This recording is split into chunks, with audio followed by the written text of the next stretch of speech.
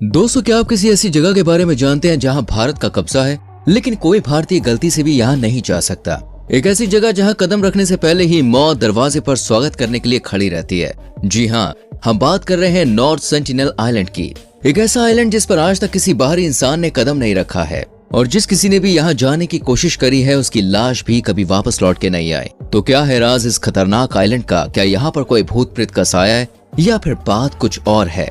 और क्यों भारत की सरकार ने खुद कुछ लोगों को इस आइलैंड पर जाने से मना कर रखा है? चलिए जानते हैं।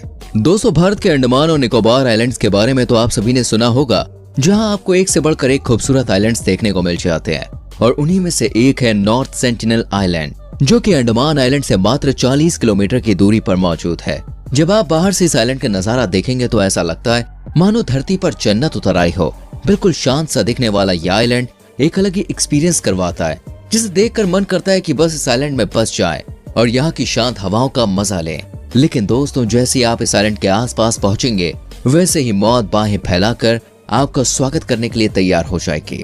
क्योंकि दोस्तों, यहाँ पर कोई भूत प्रेत नहीं रहते हैं जो आपको पहले आइलैंड में आवाज देकर बुलाएंगे और फिर आइलैंड के अंदर मार डालेंगे, बल्कि यहाँ तो इंसानों की एक ऐसी खतरनाक प्रजाति रहती है जो बाहरी लोगों को यानी कि हमारे और आप जैसे लोगों को राक्षसी समझती है। यहाँ रहने वाले लोगों ने पूरे आइलैंड पर अपना कब्जा जमाया है और जो कोई भी आइलैंड में घुसने की कोशिश करता है, ये लोग उसके ऊपर तीर मारना शुरू कर देते हैं। तभी तो जब कोई इस आइलैंड के अंदर जाने की कोशिश करता है, तब उसे इन आदि मानवों के खतरनाक वार का सामना करना पड़ता है, जो आइलैंड के किनारे खड़े होकर अंदर आने वाले लोगों के ऊपर बहुत ही बुरी तरीके से हमला करते हैं। ये लोग दोस्तों पिछले 60,000 सालों से भी ज्यादा वक्त से इस आइलैंड पर रह रहे हैं, लेकिन हम आज तक ये नहीं जान पाए कि ये लोग क्या खाते हैं, कौन सी भाषा बोलते हैं और मात्र 23 स्क्वायर मील के इस छोटे से द्वीप पर सुनामी और तूफान जैसी कई परेशानियों के बाद भी ये लोग खुद को जिंदा कैसे रखते हैं।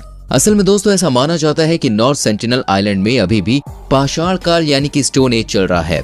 अनुमान के मुताबिक यहाँ स्त्रियों और पुरुषों को मिलाकर तकरीबन 400 से 500 लोग रहते हैं।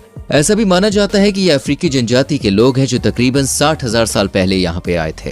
पहले तो लोगों को ये एक सिंपल सा आइलैंड ही लगता था, लेकिन यह आइलैंड तब चर्चा में आया जब एक अमेरिकी टूरिस्ट जॉन एलन की तीर मारकर यहाँ पर हत्या कर दी गई।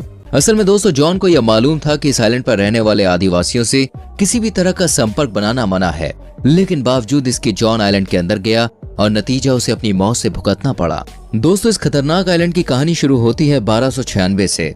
एक्सप्लोरर मार्को पोलो ने खुद ये बात कही है कि नॉर्थ सेंटिनल आइलैंड के लोग आदमखोर हैं, इनके दांत बहुत तेज हैं और आंखें बिल्कुल लाल होती हैं और ये जिस किसी को भी देखते हैं उसे मार डालते हैं। लेकिन इतिहासकार मार्को पोलो की इस बात को सच नहीं मानते। कहा जाता है कि मार्को पोलो ने तो अंडमान की जमीन पर कदम तक नहीं रखा था। लेकिन अगर हम मॉडर्न हिस्ट्री की बात करें तो नॉर्थ सेंटिनल आइलैंड के बारे में सबसे पहले साल 1771 में पता चला, जब ईस्ट इंडिया कंपनी का एक जहाज सर्वे करने के लिए इस इलाके में पहुंचा। तब लोगों ने दूरी पर आग जलाते हुए देखा, लेकिन वो जहाज से नहीं उतरे और फिर इसके 96 साल बाद 1867 में आम इंसानों का पैर पड़ा, जब एक कार्गो शिप इस द्वीप के किनारे क्रैश कर गया।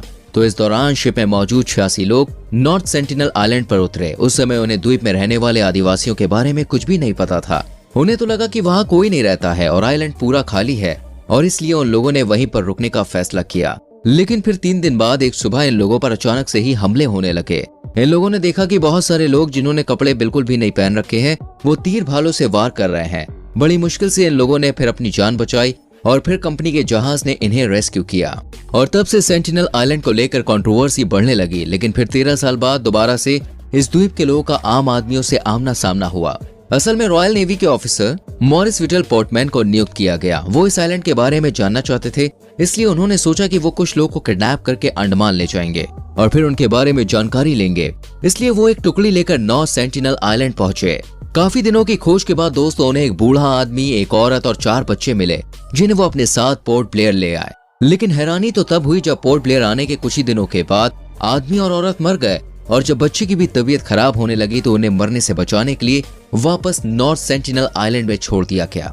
लेकिन कहानी यहीं पर खत्म नहीं होती है, क्योंकि दोस्तों इन बच्चों के शरीर में हम इंसानों का इन्फेक्शन लग गया था। इसलिए जब ये बच्चे वापस आइलैंड गए तो वहाँ के बाकी लोगों के शरीर में भी इन्फेक्शन फैल गया और इसके बाद कभी भी अंग्रेजों की तरफ से इस आइलैंड के लोगों से संपर्क करने की कोशिश नहीं करी गई।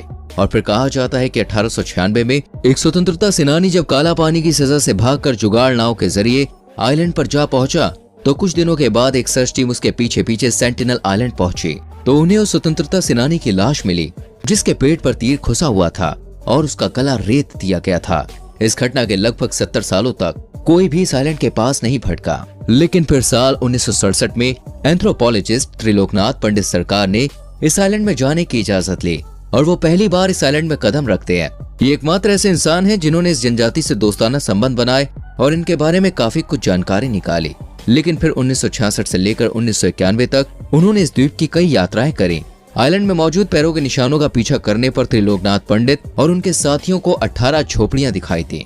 ये पहली बार था जब यहाँ के लोगों के बारे में कुछ पता चला था। झोपड़ियों के अंदर आग जल रही थी, शहद और बाकी चीजें भी वहीं मौजूद थी और लकड़ी के बर्तन के साथ साथ कुछ भाले और तीर भी थे। उन तीरों की नोक पर लोहा लगा हुआ था, जिससे पता चलता है कि ये लोग लोहे जैसी चीजों के बारे में जानते थे।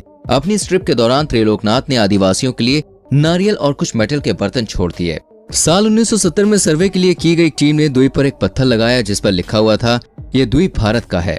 इंटरनेशनल कम्युनिटी में जब इस आइलैंड के बारे में चर्चे हुए तो 1974 में नेशनल ज्योग्राफिक की टीम ने यहाँ डॉक्यूमेंट्री बनाने की सोची। हालांकि आपको बता दें, जब किसी गुमनाम जनजाति के साथ संपर्क किया जाता है तो कुछ खास तरीके अपनाए जाते हैं। पहली बात तो इन लोगों से कोई भाषा का इस्तेमाल करके बात नहीं हो सकती है, इसलिए उन्हें कुछ तोहफे देकर उनसे संपर्क किया जाता है और इशारों से बात करने की कोशिश की जाती है।